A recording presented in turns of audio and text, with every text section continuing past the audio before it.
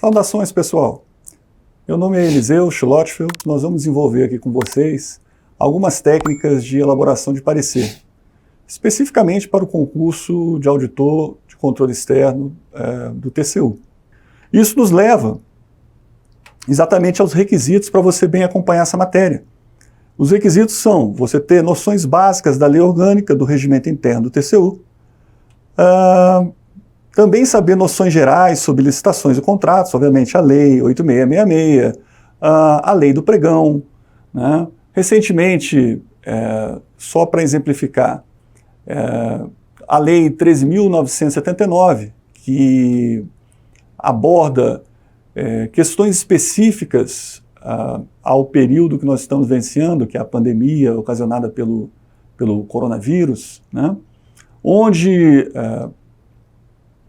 algumas regras foram estabelecidas em razão do caráter emergencial que nós estamos vivendo, caráter excepcional. Então, por um determinado tempo, determinado período, né, enquanto durar essa pandemia, algumas regras foram mitigadas, como, por exemplo, da licitação para aquisição de bens e insumos médicos hospitalares, relacionados, então, à área de saúde. Tá? No TCU, a gente já começa a receber algumas denúncias, algumas representações relacionadas a esse tema, né? Porque vocês podem imaginar que, apesar da licitação ficar dispensada nesses casos, o administrador público, o gestor público, ainda é obrigado a, pelo menos, justificar o preço dessa contratação, ou ainda motivar as razões da escolha do fornecedor ou daquele prestador de serviço. Então, você ter essas noções da legislação, não só vigente, mas da atual, perto do certame de vocês, é muito interessante. Por quê? Porque, obviamente, o examinador gosta dessas novidades. Tá? Mas, basicamente, aqui para o nosso estudo, lei do pregão, lei 8666, aquilo que for necessário eu vou fazer, eu vou ressaltar, vou trazer aqui para o nosso estudo, né? E muito embora o nosso objetivo não seja eu ministrar aqui matéria de direito administrativo, direito constitucional, vocês vão ver que nós vamos transitar sim por esses ramos do direito. Tá? Por quê? Porque a matéria precípua de estudo quando se trata da elaboração de uma peça técnica relacionada ao cargo de auditor do TCU. Como eu falei, dentro da parte de elaboração de textos dissertativos, né, que o parecer exatamente não deixa de ser, parecer nada mais é que uma dissertação, nós temos aí como indicação bibliográfica o livro do professor Luiz Carlos Figueiredo, A Redação pelo Parágrafo.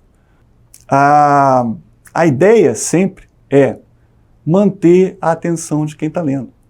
Então, se eu faço um texto com parágrafos muito extensos, né, não uso a pontuação corretamente, não uso os conectivos para interligar os meus parágrafos, fatalmente eu vou tornar o meu texto tedioso.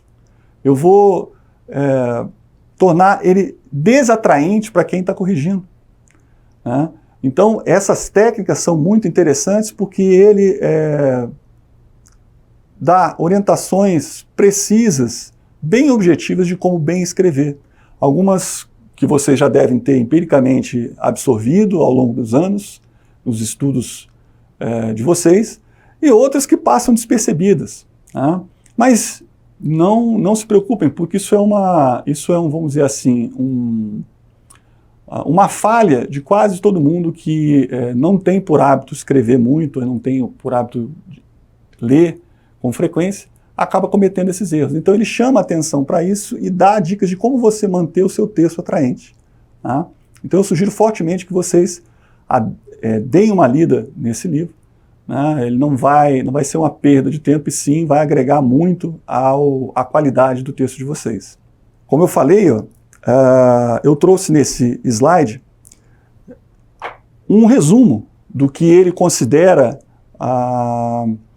a estrutura do parágrafo, né? Então, a ideia central, e em torno da ideia central eu vou desenvolver ideias secundárias para dar explicações, exemplos, né, motivações, argumentos que reforçam aquela minha ideia central.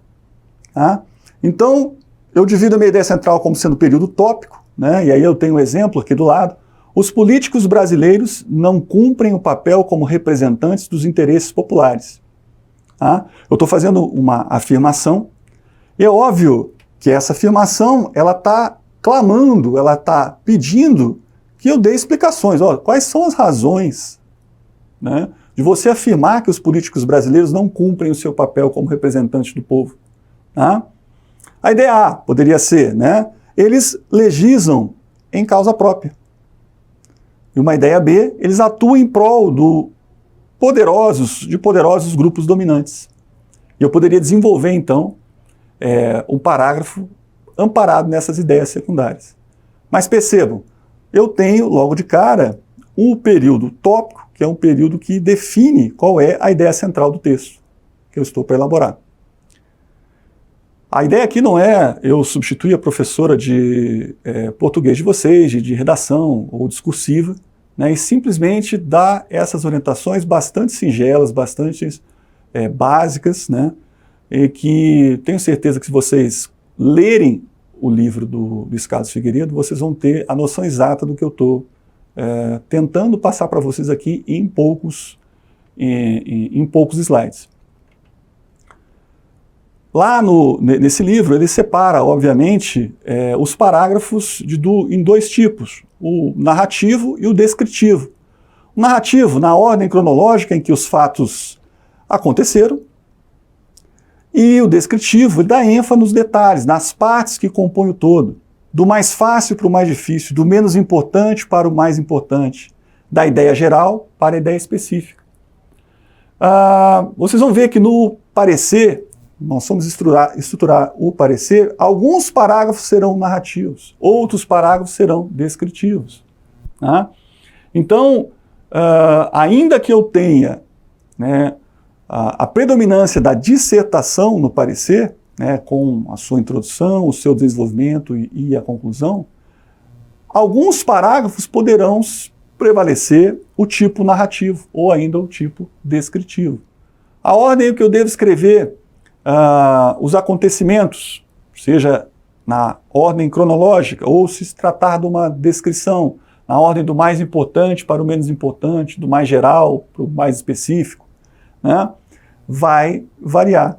Ou seja, existe aí uma forma fechada, taxativa de como eu vou abordar o meu texto? Não, eu só tenho que manter a minha coerência, eu tenho que manter a minha coesão. Nós vamos tratar mais adiante dessas duas características do texto que são essenciais também para bem elaborá-lo.